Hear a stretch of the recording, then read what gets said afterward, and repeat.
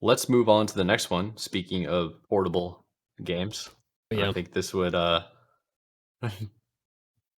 in pretty solidly. I think. Yeah.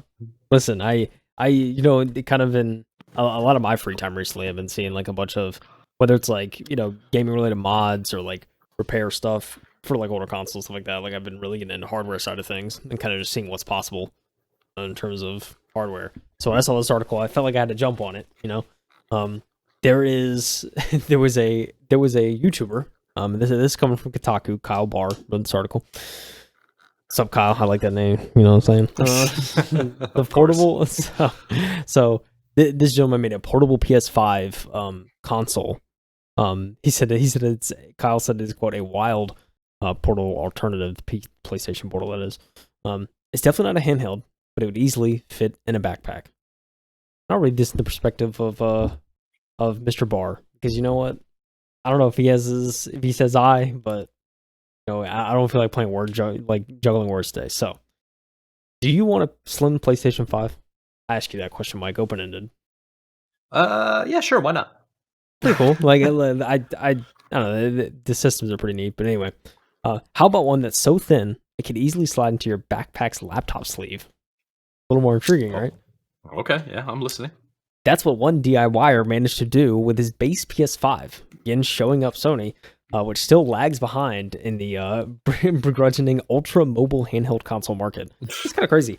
I watched I watched the video. So there's like a nice 20-minute video on his YouTube channel where he kind of disclosed all the details behind it.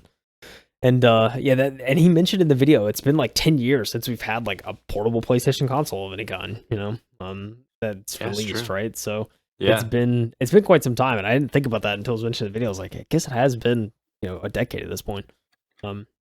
However, YouTuber Matthew Perks of the channel DIY Perks latest video shows how he managed to take the regular PlayStation 5 console and slim it down by an incredible degree, all while still keeping just as cool as the console is, and with a massive heatsink fan and shell. He avoided his warranty in the process, so that's it. Obviously, that's a guarantee. you open up your process, you open up your console, you know what you're doing. But yeah, again, super long video. I'll just continue on with some of the article that we can discuss. What's incredible about this build is just how much Perks was able to take all the base components of a PS5 and translate them into such a thin form factor. It uses the console's actual motherboard, which, ignoring the power supply, is pretty much everything the console needs to run as a PS5 once connected to a display. While the outside remained unchanged, the original PS5 has had marked changes internally throughout the near 4-year lifespan. Most importantly, the motherboard has shrunk over time, while the console's heatsinks are redesigned to add more heat pipes and remove shielding. Perks had to rebuild the heatsink and fan design from the ground up, but once he did, he claimed in testing the CPU was only reaching about 42 degrees Celsius, though it's likely hotter internally. That was with the fans running at full blast, so the console could easily reach a normal 55 to 60 degrees Celsius. It normally does under load without drowning out the area of fan noise. It's also quite a beast. Instead of an LCD panel, Perks put in a 14-inch 4K OLED display, which is going to write off a busted Alienware laptop with 2 5-watt drivers on a miniature subwoofer for the sound that comes out of 2 stereo side speakers. Now, the elephant in the room is obviously the battery. On average, the regular PS5 draws 200 watts at full load, so Perks came up with a 250-watt power brick and his own custom cabling to complete the job. And that way, the device still needs a full wired connection at all times, though it does, he only needs to set it up near an outlet to enjoy the full capacity of his PlayStation.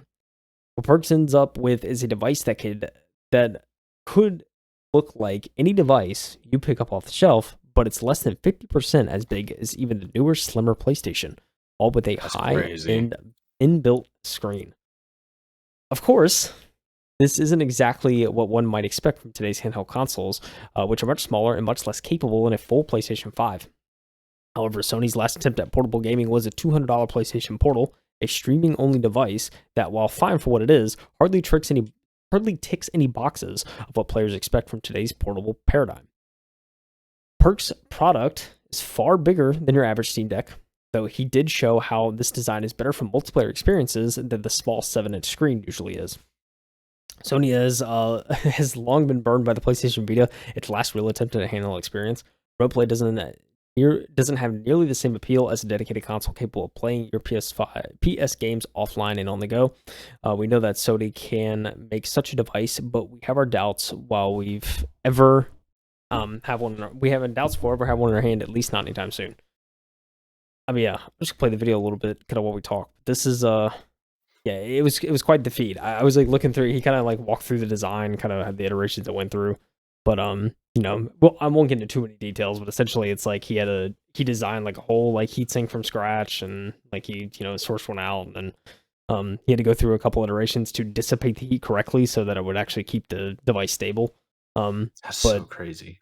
And he even like created his own like little like kind of nickel plated kind of, I guess, I don't know, like heatsink. Yeah, heatsink cap for the CPU, and it was pretty cool how he did that because he did it like he like essentially took a copper one and just nickel plated it himself, and then like added the liquid metal and everything for cooling. And then he showed kind of making the cable and how that looks. It looks pretty neat. It's like a little and it looks like it's just a little cylinder cable. He just plugs in the back, and then he has full power. Yeah, it's so wild. I mean, when he's showing off the device, I mean, this thing it just looks beautiful. It's like this nice 4K OLED display on this, and then the whole console's behind it, and it's like pretty quiet too in terms of probably your typical laptop or PlayStation. So, but yeah, it's a fully working thing, and it's a fully working PlayStation 5, and you can just take it wherever and have it on the desk, and all of a sudden you're playing that. But yeah, he was like showing some, they were playing Rocket League on at one point, and so it's like a nice split screen, and it worked pretty well. It looked beautiful. So yeah, I don't know. It's really interesting because you see a lot of stuff like this, and you're just like, I hope to be this smart one day. You know what I'm saying? Where you could just like think up a design like this, because this is insane. The amount of time that probably went into this, just coming up with something like that is wild. But yeah. But I think the design itself could be interesting. I don't know how many people would actually buy it if Sony was to manufacture something like this, but yeah, this design is certainly out of the box. Very interesting. Yeah, this is incredible. I'm looking at it, and dude, this, oh my gosh, I just had an epiphany. What have I been saying for the last 2 years? Take the PlayStation and put it inside a Sony TV. It can be done. This could be. Just saying. This could be. This is a prototype right here, man. Yeah. This is sick. A big TV, right? Just get a little like portable TV and then smack it in. So sick. Yeah, I had no idea about this. I saw it in passing with the bot like posting in the Discord and trying to check it out. But this is phenomenal quality. Yeah. I'm definitely trying to watch this in totality. So it's 18 minutes long. It's at DIY Perks on YouTube, and the title is called "Building the World's First PlayStation 5 Tablet Edition."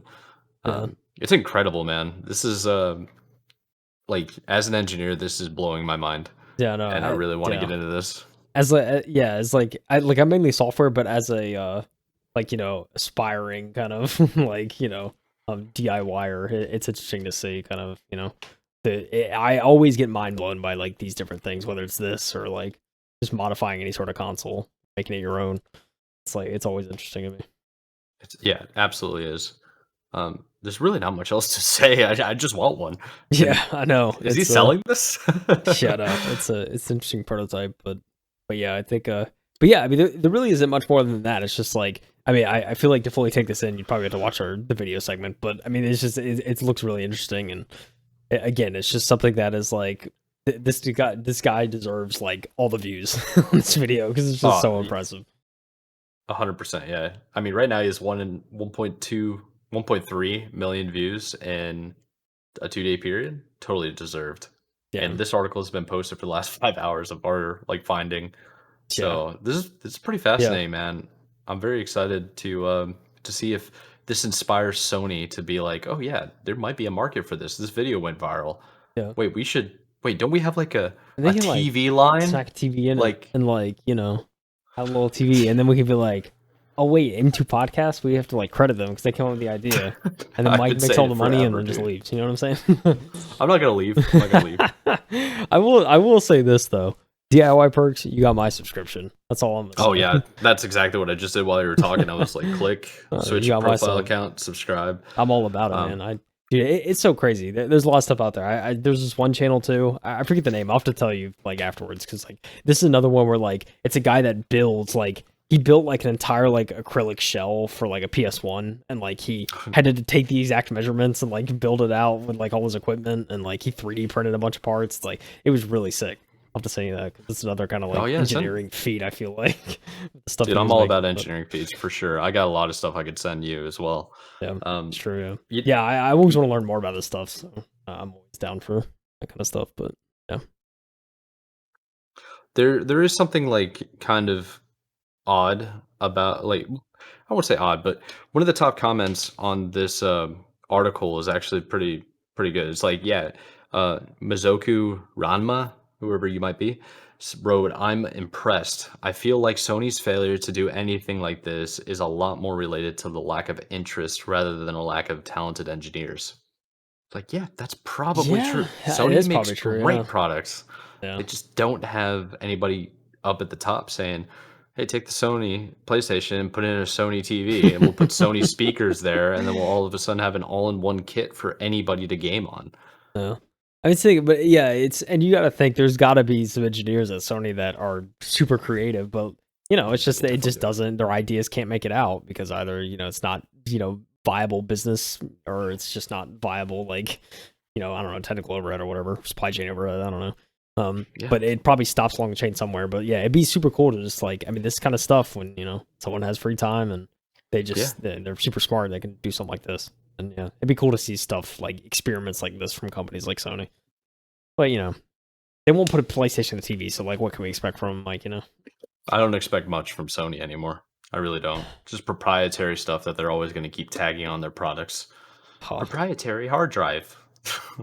Proprietary disk drive. Listen, like, what? Yeah, disk drive is kind of whack. Xbox with the whole memory system's kind of whack with their like kind of proprietary memory banks for the back of the Series X. But you know what?